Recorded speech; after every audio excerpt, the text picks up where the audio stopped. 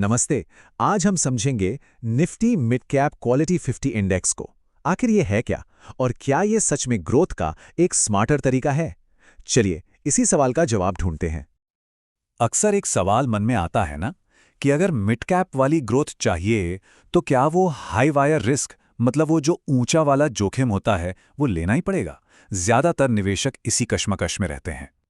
तो इसी दुविधा का एक पॉसिबल सॉल्यूशन हो सकता है एक क्वालिटी फिल्टर। ये बेसिकली एक रूल्स बेस्ड अप्रोच है, मतलब नियमों पर आधारित एक तरीका मिड कैप में इन्वेस्ट करने का। और इसी फिल्टर से निकलकर आता है Nifty mid cap 150 quality 50 index. अब ये है क्या? देखिए, ये सिर्फ मिड कैप स्टॉक्स की एक रैंडम टोकरी नहीं है। बिल्कुल नहीं, ये एक बहुत ही सोची समझी लिस्ट है। मिड कैप यूनिवर्स से टॉप 50 कंपनियों को चुना जाता है, और वो भी उनके खास क्वालिटी स्कोर के आधार पर।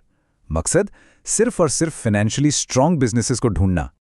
अच्छा, तो सवाल ये है कि ये क्वालिटी फिल्टर आखिर काम कैसे करता है, मतलब कौन से नियम हैं? इसके 3 मेन पिलर्स हैं।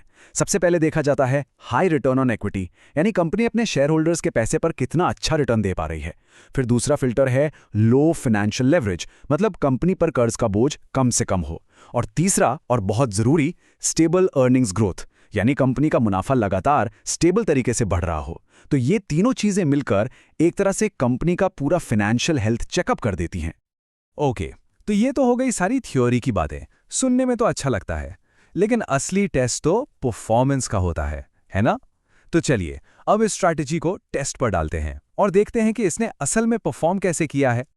तो देखिए, सिर्फ पिछले 1 साल का रिटर्न है 18.18%। वाओ!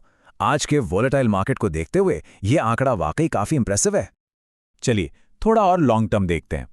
3 साल का आंकड़ा देखें तो तस्वीर और भी क्लियर हो जाती है। 15.9% का CAGR, मतलब compounded annual growth rate.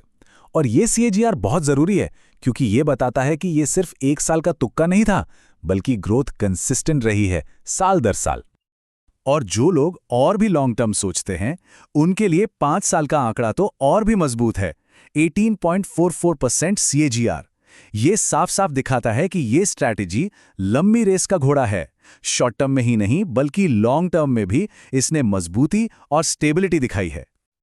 Okay, performance तो देख लिया, लेकिन अब सवाल ये उठता है कि ऐसा हुआ क्यों? इसका परफॉर्मेंस इतना अच्छा रहा क्यों?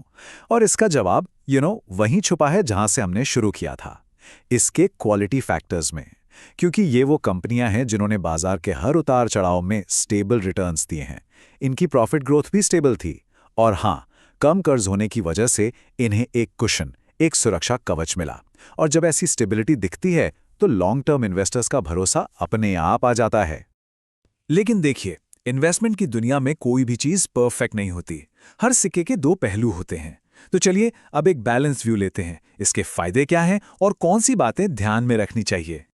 तो एक तरफ हैं फायदे। सबसे बड़ा फायदा, नॉर्मल मिड कैप इंडेक्सेस के मुकाबले इसमें रिस्क थोड़ा कम होता है। क्यों? क्योंकि आप फाइनेंशियली हेल्दी कंपनियों पर फोकस कर रहे हैं, और इसी वजह से ये लॉन्ग टर्म वेल्थ क्रिएशन के लिए एक अच्छा ऑप्शन बन जाता है। अब दूसरी तरफ कुछ चीजें हैं जिनका ध्यान रखना जरूरी है। पहली बात, जब बाजार एकदम रॉकेट बना हो, जिसे स्पेक्युलेटिव बुलरन कहते हैं, तब हो सकता है ये थोड़ा अंडर परफॉर्म करे।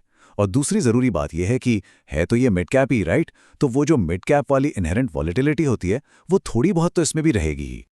तो इन सब बातों के बाद सबसे बड़ा सवाल यही आता है कि क्या ये स्ट्रैटेजी सबके लिए है? ये किसके लिए फिट बैठती है?